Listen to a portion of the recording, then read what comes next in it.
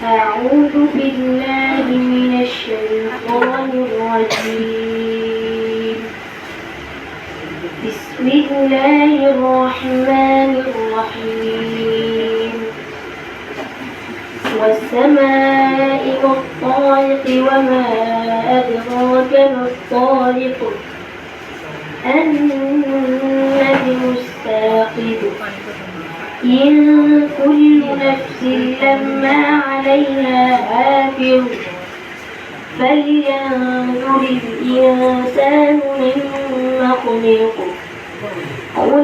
من ماء دافق يخرج من بين الصلب والترائب إنه على رجعه لقادر يوم تبلى السرائر فما له من قوة ولا ناصر والسماء ذات الرجع والأرض ذات الصدع إنه لقول فصل وما هو بالهزل إنهم يكيدون كيدا وأكيد كيدا فمهل الكافرين أمهلهم رؤيدا صدق الله العظيم.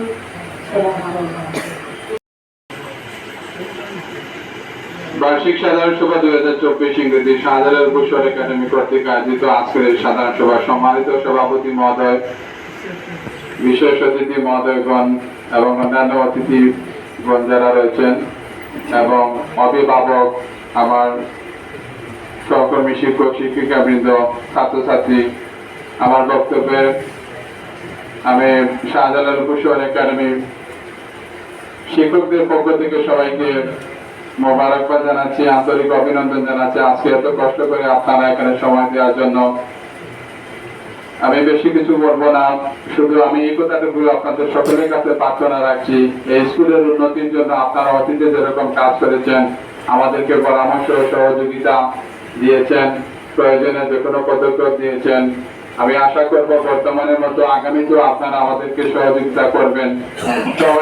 সবার সম্মিলিত প্রচেষ্টায় এই স্কুল আরো সামনের দিকে এগিয়ে যাবে, আমি এই কামনা ব্যক্ত করছি। আর সবার মঙ্গল কামনা করে আমি আমার বক্তব্য শেষ করছি। সালাম আলাইকুম।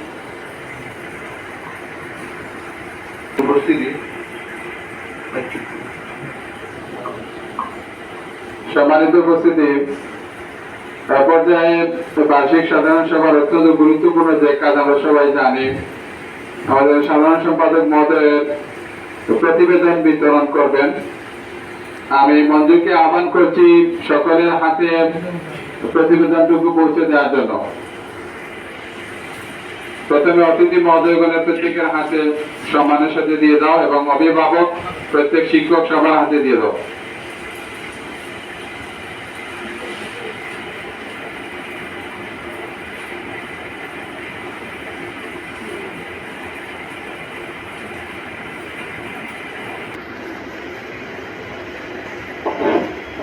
সম্মানিত উপস্থিতি, আশা করি আমাদের সকলের হাতে হাতে অডিট রিপোর্ট এবং সেই সাথে পড়তে আরম্ভ করি। অভিভাবক, শিক্ষকবৃন্দ, উপস্থিত সুধীবৃন্দ, আসসালামু আলাইকুম। শুরুতেই আমরা অত্যন্ত শ্রদ্ধা করে স্মরণ করছি সেই সব মহৎপ্রাণ ব্যক্তিদের যারা এই প্রতিষ্ঠার পেছনে প্রভূত ত্যাগ স্বীকার করেছেন। তাদের অনেকেই আজ আমাদের মাঝে নেই, আমরা তাদের বিদায়ী আত্মার মাগফিরাত কামনা করছি এবং যারা বেঁচে আছেন তাদের সুস্বাস্থ্য ও দীর্ঘায়ু কামনা করছি। সুধীবৃন্দ, মহান আল্লাহ তাআলার অশেষ দয়ায় আমাদের প্রিয় এই শিক্ষা প্রতিষ্ঠানটি 2006 থেকে শিক্ষা কার্যক্রম শুরু করে আজকের এই অবস্থানে এসে পৌঁছেছে। 2024 শিক্ষাবর্ষে একাডেমিতে বর্তমানে প্রধান শিক্ষক না থাকায় ভারপ্রাপ্ত প্রধান শিক্ষকের নেতৃত্বে মোট 11 জন শিক্ষক ও একজন এমএলএস সহ 2 জন আয়া এর সমন্বয় একাডেমি শিক্ষা কার্যক্রম। দুইজন অতিথি আমাদের মাঝে তার নতুন দাদা সদস্য হিসেবে উপস্থিত আছেন। আমরা পূর্ব ঘোষণা অনুযায়ী এবং পূর্ব সিদ্ধান্ত অনুযায়ী আজকে ওনাদেরকে আমরা সম্মাননা স্মারক প্রদান করব। উপস্থিত রয়েছেন সভাপতি মহোদয়, সাধারণ সম্পাদক মহোদয়, আমাদের কাউন্সিলর মহোদয়, সাবেক কাউন্সিলর মহোদয়, সাবেক সভাপতি, কোষাধ্যক্ষ মহোদয়, সদস্যবৃন্দ, সকলের পক্ষ থেকে আজকে জনাব লায়েন্স ফারুক আহমদ সাহেবকে প্রথমে আজকে সম্মাননা স্মারক প্রদান করা হবে আমাদের স্কুলের পক্ষ থেকে। সবাই করেছেন প্লিজ। সম্মাননা স্মারক গ্রহণ করছেন জনাব লায়েন্স ফারুক আহমদ সাহেব। জনাব লায়েন্স ফারুক আহমদ সাহেব।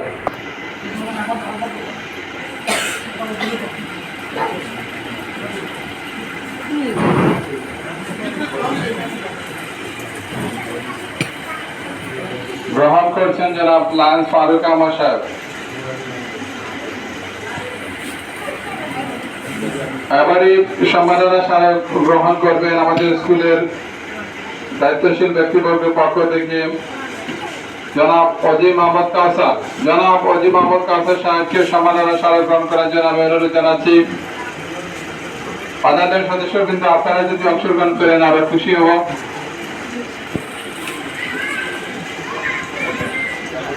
গ্রহণ করছেন অজিম আহমদ কাউসার।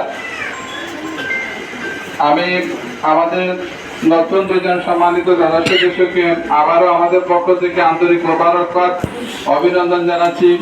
আপনাদের অংশগ্রহণ আমাদের জন্য সত্যি মঙ্গলজনক হবে। ভবিষ্যতে আপনারা সবসময় আমাদের সাথে থাকবেন এই আশা ব্যক্ত করছি। এখন আমাদের প্রায় রেগুলার সাধারণ সম্পাদক উপস্থিত আছেন আমাদের বর্তমান কাউন্সিলর, সাবেক কাউন্সিলর এবং ম্যানেজিং কমিটির শ্রদ্ধাবাদী ব্যক্তিবর্গ, অভিভাবকবৃন্দ এবং শিক্ষকবৃন্দ, সবাইকে আন্তরিক শুভেচ্ছা। আমি অত্যন্ত আনন্দিত আজকে এই উপসর সাধারণ উপসর একাডেমির সাথে সংযুক্ত হতে পেরে। আমার খুব ভালো লাগতেছে। আমি বিশেষ ধন্যবাদ এবং কৃতজ্ঞতা জানাচ্ছি আমার অত্যন্ত শ্রদ্ধার ব্যক্তি সৌদি ভাইকে, যিনি সবসময় আমাকে সকল ভালো কাজে উৎসাহিত করে থাকেন এবং অনুপ্রেরণা দিয়ে থাকেন। ওনার এই অনুপ্রেরণায় আজকে আমার এখানে সংযুক্ত হওয়া, তাই আমি ওনাকে বিশেষ ধন্যবাদ জানাচ্ছি। সময় তো বলছি আমার আসলে আমি একটু অসুস্থ, আমার যার কারণে আমার কথা বলতে গিয়ে আমার গলায় একটু সমস্যা, এই জন্য আমি তো সঠিকভাবে টোনটা আসতেছে না। সম্মানিত উপস্থিতি, একটা বিষয় আমি শুধু একটা প্রস্তাবে আমি এখানে রাখবো। দীর্ঘক্ষণ থেকে যেটা শুনে আমার উপলব্ধি হলো যে সবাই কিন্তু আসলে ছাত্র বৃদ্ধি করার ক্ষেত্রে গুরুত্ব দিচ্ছে, কীভাবে ছাত্র 200-র উপরে উন্নীত করা যায়। আমি এর পাশাপাশি একটা বিষয় সংযুক্ত করতে চাচ্ছি।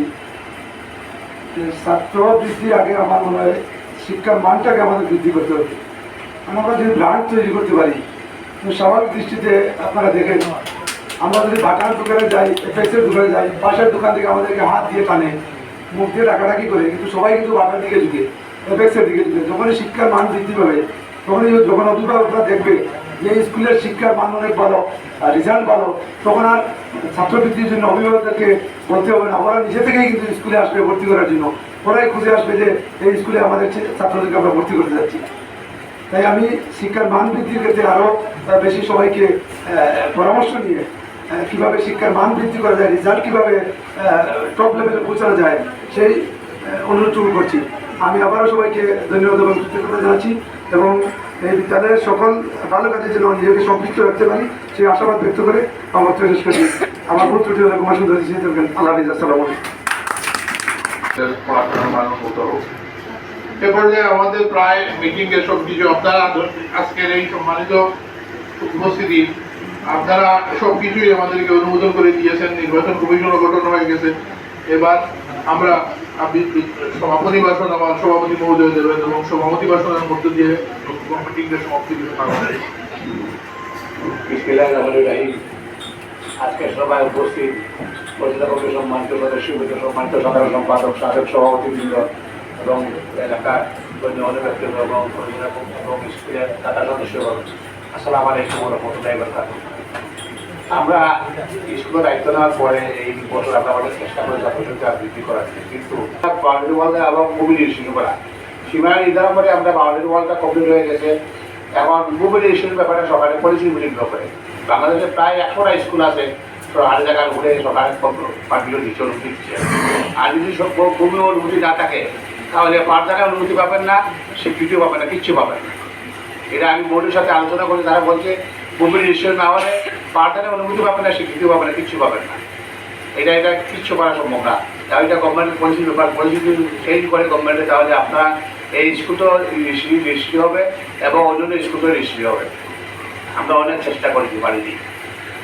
আমার স্কুলগুলো সকালে আবার বিকালে আবার দুপুরে আবার স্কুল করবো, কিন্তু আমরা কি চাবো? আমরা তো কিছু না, এলাকার মানুষ না বলে লেখাপড়া যথেষ্ট ভালো, লেখাপড়া মান যথেষ্ট ভাষা দিলাম বুঝিয়া তাহলে আপনার পদ্ধতিতে হওয়ার সময় নাই।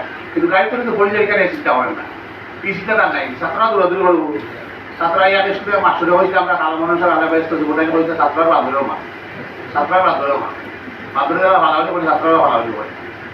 যাই হোক, আমরা যে স্কুলের যেহেতু খেয়াল এই না কাছাকাছি ছাত্রছাত্রী ভর্তি করাচ্ছে, আমরা শিক্ষার মান উন্নত করার দায়িত্বে আমরা চেষ্টা হব। আমরা সেই শিক্ষার মানটা উন্নত করার চেষ্টা হবে।